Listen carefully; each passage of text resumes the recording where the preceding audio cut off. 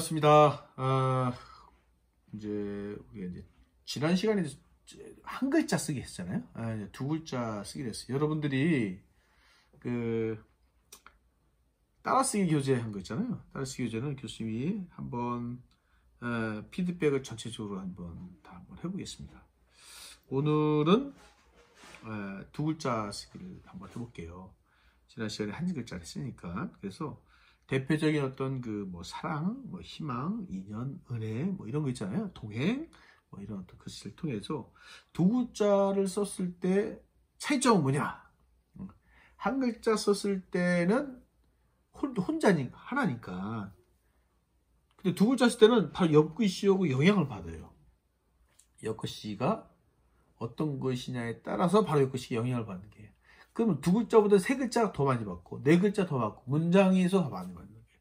교수님이 따라쓰기 할 때 여러분들이 그냥 무의식적으로 쭉 따라쓰더라도, 글씨의 구조가 이렇게 되는구나라는 걸 조금씩 익히라고 제가 따라쓰기를 하는 거거든요. 그래서 따라쓰기를 할 때, 첫째는 여러분들 한번 쭉 보니까 너무 우두투투해.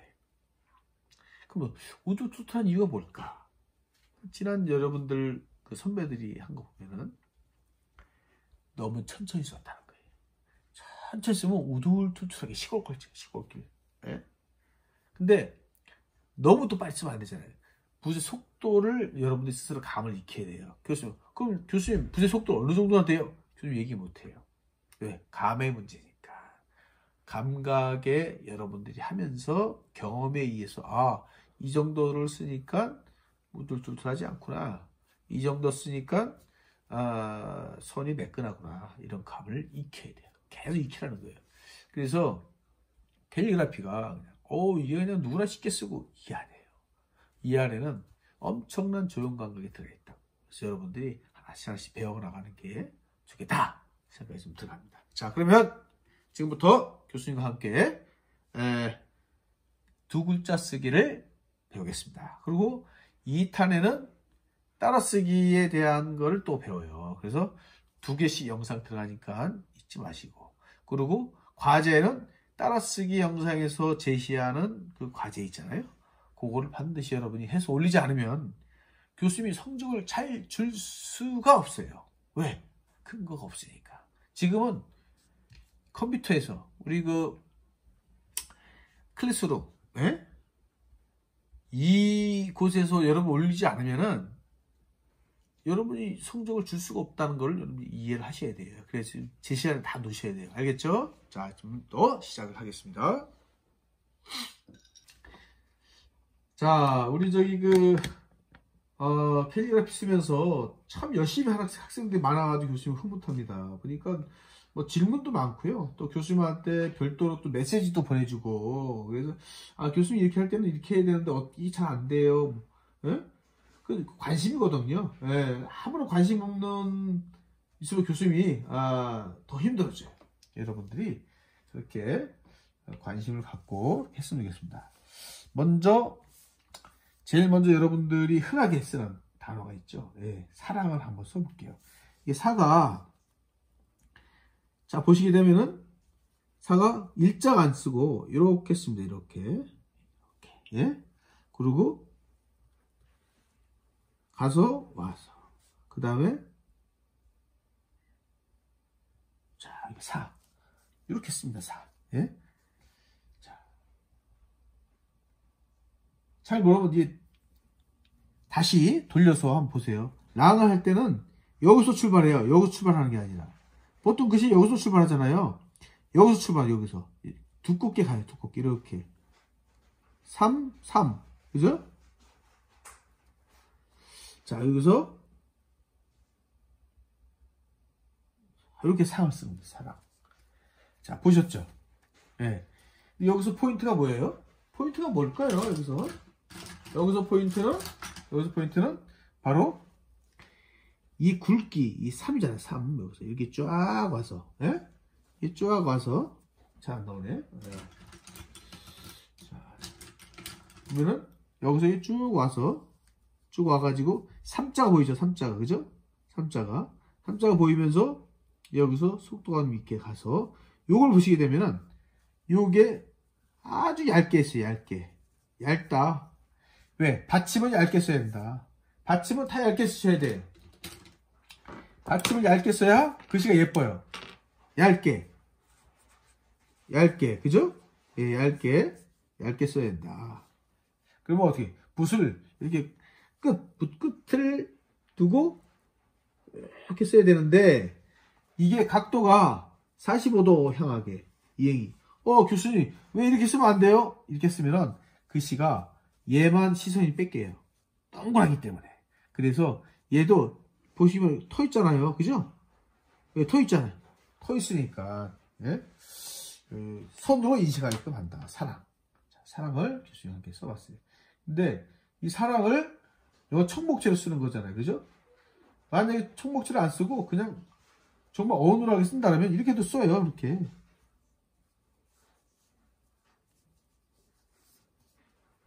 뭐 이렇게 해서 쓰기도 하고. 예? 또 두껍게 이렇게.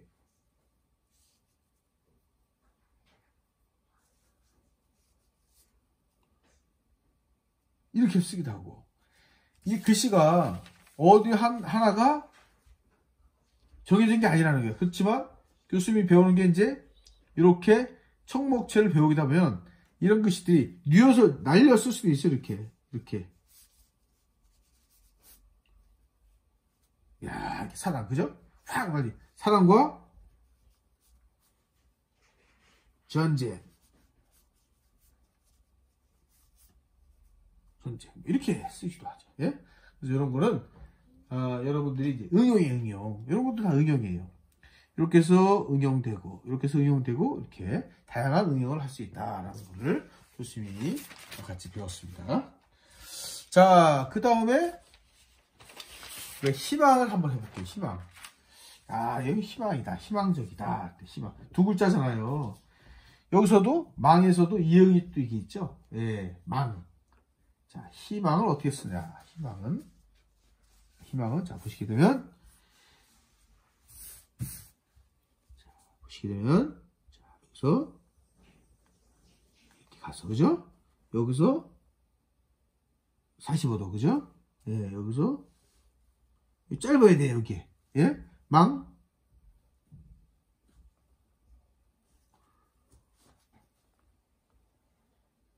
자, 망. 자, 이렇게 희망. 예. 여기서도 두 글자잖아요. 여기서 보게 되면 여러분들이 잊지 말아야 될 부분이 뭐냐 하면은 글씨가 보세요. 망은 라인이 이렇게 있고 희는 여기 이렇게 있어요. 이만큼의 단차가 보이죠. 그죠? 여기서도 마찬가지예요. 여기서 이렇게 뚝 떨어졌어요. 이렇게 여기서 이렇게 뚝 떨어졌잖아요. 이게 똑바로 쓰는 것이 반드시 좋은 게 아니에요. 이게 높낮이가 있어야 돼요. 그러면 희망봉, 이렇게 희망봉 뭔지 아시죠? 남아프리카 공화국에 있는 희망봉.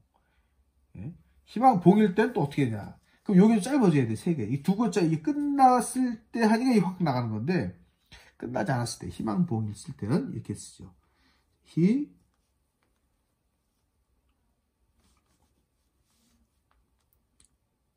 그죠? 예. 자, 망.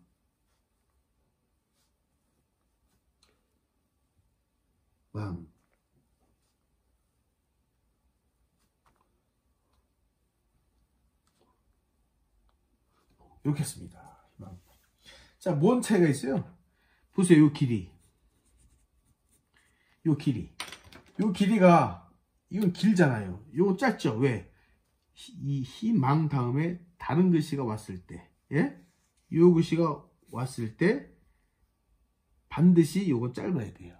그래야 뭐가 생겨요? 이렇게 덩어리감이라는 거를 생긴다. 덩어리감이 생기는 거예요. 이렇게. 그래서 요 차이 두 글자일 때나 세 글자일 때나. 예. 이해가 되겠죠? 자, 우리 인연 있어요. 인연은 똑같이 받침이 니은이에요. 니은. 그죠? 니은을 쓸 때는 자, 이응은 어떻게 쓴다 그랬어요? 이응은 이응은 자, 이렇게 해서 인 내리고 그죠? 네, 내려요. 자, 2년 이렇게 씁니다. 이렇게 떨어뜨려 가지고 2년 이런 거 할 때도 반드시 요런데 이런 거 차이가 있죠. 얇게 써야 돼요. 그리고 이 각도가 조심해야 돼요. 각도. 요 각도. 요 각도. 이게 벌어지면 안 돼. 이렇게. 예? 이렇게 벌어지면 안 된다는 거예요. 왜? 여기 공간이 생기잖아요. 이렇게. 여백이. 그럼 깨지는 거예요. 그래서 이거를 이런 느낌으로 써야 돼요. 이런 느낌으로 써야 인연이 예쁘다. 꽃 같은 인연. 이거 한번 응용해서 교수님 한번 써봅시다. 꽃 같은 인연. 꽃 같은, 요거는 작게 한번 써볼게요.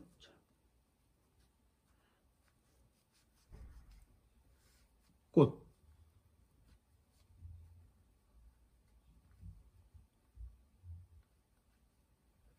같은 인연. 이렇게. 꽃 같은 인연. 이렇게 쓴 거예요. 그러면은, 여긴 인연이 주어가 되는 거죠. 그죠? 응?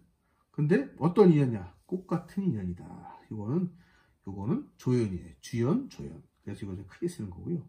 그렇게 할 때는 이런 어떤 구성은 잘 돼. 이걸 바로 이제 구성이라고 합니다. 구성. 예, 구성이라고 합니다. 그래서 이 꽃 같은 걸 어디다 집어넣을 것이냐. 그리고 꽃이 이렇게 여기 보게 되면 꽃술처럼 돼 있죠. 예, 꽃이 이렇게 돼 있으면 꽃술이 이렇게 나와 있잖아요. 이렇게. 그죠? 요 모티브가 이렇게 따뜻한 거예요. 이렇게. 예? 그거를 참고해서 보시면 될 것 같아요. 자, 여러분과도 저하고 어떤 인연일 것 같아요? 여러분과 김상돈 교수님하고는 어떤 인연? 꽃 같은 인연이다. 예, 교수님 그렇게 보고 있어요. 자, 동의하시죠? 예. 자, 그러면 우리 희망을 한번 써봤는데, 이제 인연을 써봤는데, 희망과 인연을. 그 다음에는 은혜를 한번 써볼게요. 아, 은혜롭다. 예? 참 은혜롭다. 할 때 그 은혜를 한번 써볼게요.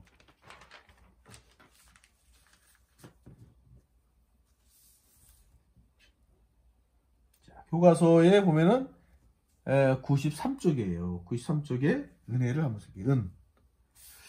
은도 마찬가지. 하나는 받침 있고 하나는 없어요. 근데 해가 좀 복잡하죠. 여의가 있으니까. 자, 자, 두껍게, 얇게. 해 치고 들어가서 자, 은혜 이렇게 됐어요. 은혜.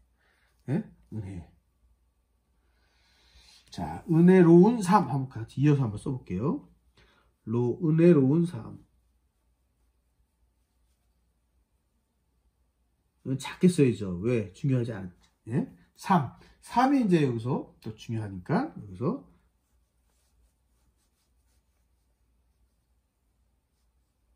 은혜로운 삶. 자, 이렇게 읽을 수 있어요. 자, 은혜로운 삶. 자, 이해가 되겠죠? 예, 여기서도 글씨마다 굵기가 틀리다는 것. 그 다음에 높낮이가 틀리다는 것. 크기가 틀리다는 것. 그러니까 틀린 게 뭐예요? 첫째. 굵기가 틀리다. 둘째, 크기가 틀리다. 셋째, 높낮이가 틀리다. 뭐가? 틀리다. 이거는 뭐냐? 결국은 이런 틀린 것이 모아서 바로 뭐래? 조형을 만드는 거예요. 조형미. 그럼 조형미가 뭐냐? 쉽게 설명할게. 이거는요, 미예요. 미적 표현.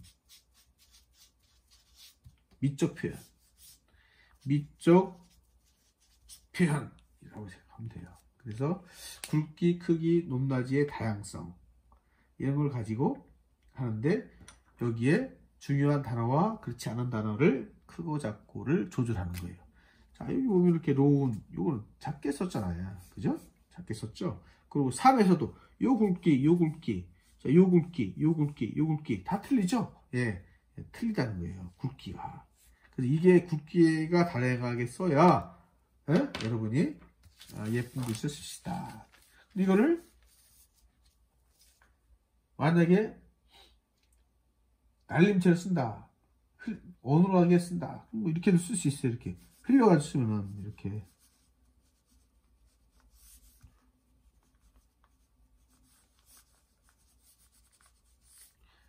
자, 교수님이 한번 무지하게 빨리 썼어요. 속도가 굉장히 빠르죠? 네? 은혜로운 삶.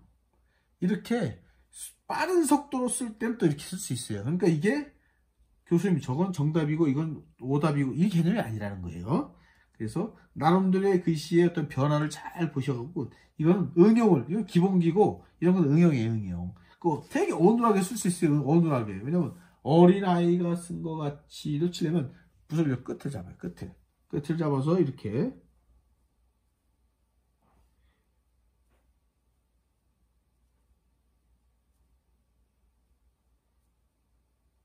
은혜로운 삶, 이런 붓 끝 가지고 어눌하게 써요. 이런 방법도 있어요. 그래서 글씨는 여러분이 쓰면서 계속 아름다운 걸 찾아내는 거예요.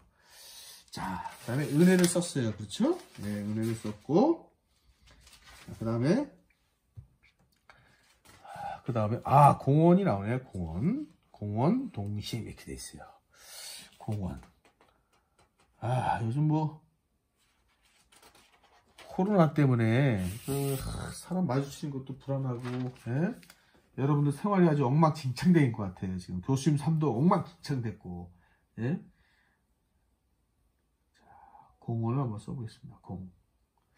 자, 기역자가 이제 이렇게 돼 있죠. 이렇게 공은 이렇게 휘어서, 자,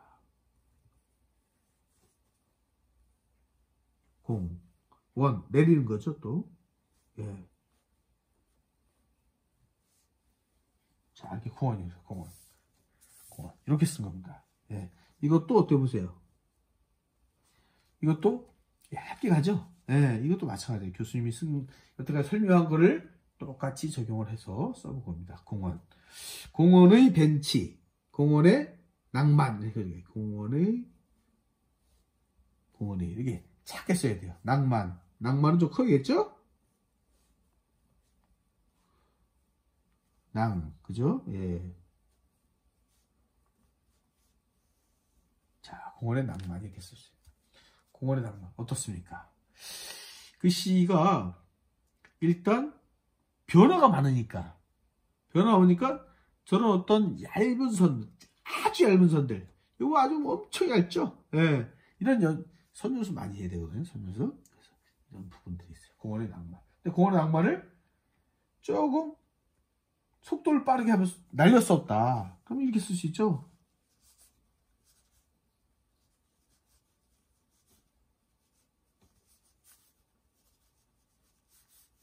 뭐 이런 어떤 글씨들, 예? 어눌하게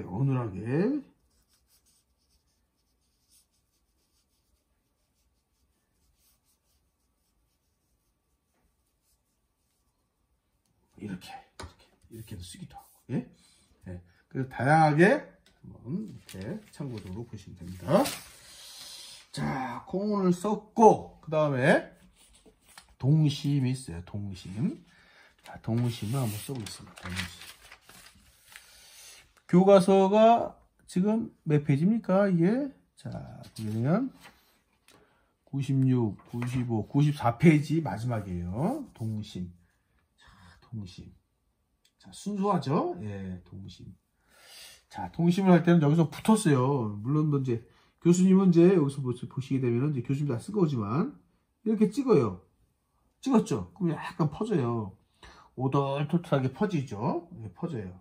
퍼지고 여기서 한꺼번에 이어서 갑니다. 이렇게. 자, 그죠? 자, 동심 이렇게 되죠. 동심. 자, 여기서 오게 되면 교수님 이게 어려워요. 요게 어려워요. 요게. 자, 이게 어려워요. 잘 보시면 하나 갔잖아. 이렇게 하나 갔죠. 이렇게 가서 위로 갔다가 아래로 왔다가 여기까지 하는 거 여기까지. 그리고 기역을 써주면 돼. 이렇게 기역을 이렇게. 예? 자, 이해가 되시겠죠? 한 번 더 써볼게요. 이번엔 또 파란색으로 한번 써볼게요. 자, 한번 갔어요. 자, 여기서 갔다가 왔다 올라갔다가 다시 내려왔다가 이렇게. 자, 그 다음에 기역을 이렇게 써주는 겁니다. 그러면 심자가 되겠죠. 예? 심자. 근데 여기서 오게 되면 포인트가 여기 심자. 이게 점점 두꺼워져야 돼. 이렇게. 이게 더 두꺼워져야 돼. 왜? 여기서 붓을 꾹 눌러서 더 눌러서 가서 얇게 빼주는 거예요. 그러니까 두꺼워진 거예요. 두껍잖아요. 이거 보세요. 두껍죠? 예. 여기서 붓을 끝에서 살짝 눌러서 올라갔다 내려오면서 이게 두꺼워진 거예요. 근데 일자가 되면 안 이쁘잖아요. 두꺼워져요. 변화가 있어야 되니까. 그렇게 해서. 그리고 또 하나는 끝이 이렇게 톡 쳐줘야 돼. 이렇게. 끝이 이렇게 톡 쳐줘야 돼. 자, 톡, 톡, 톡, 톡. 자, 톡, 톡, 톡. 네, 동심. 자, 그 다음에 무슨 글씨가 있나요? 풍경이라는 게 있던데, 풍경. 풍경을 한번 써볼게요. 하나는 위에서 붙고, 하나는 내려서 붙고. 자, 풍경, 이렇게 씁니다. 풍경. 예? 풍경. 자, 여기서도 보면은, 요거는 이제 점을 찍는 거예요, 이렇게. 점을 찍는 거예요. 그래서 이렇게 이것도 보세요. 기역자도 이런 각도예요. 이런 각도. 직선이 아니고 이렇게 된 것도 아니에요. 자, 여기서 이런 각도. 자, 이런 각도로 풍경을. 그다음에 여기서 쓴 다음에 이렇게 갔잖아요.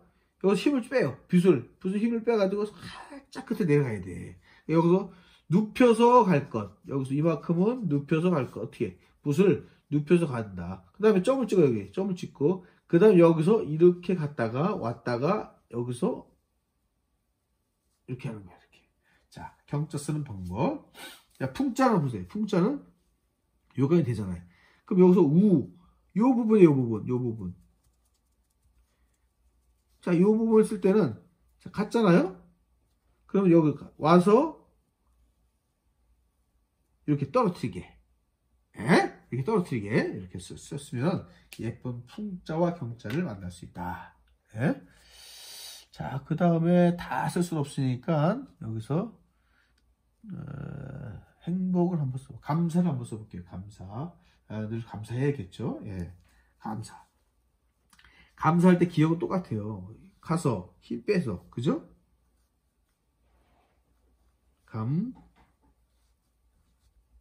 자, 이렇게.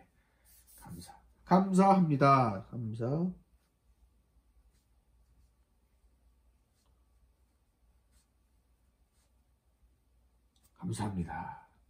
감사합니다. 어머님.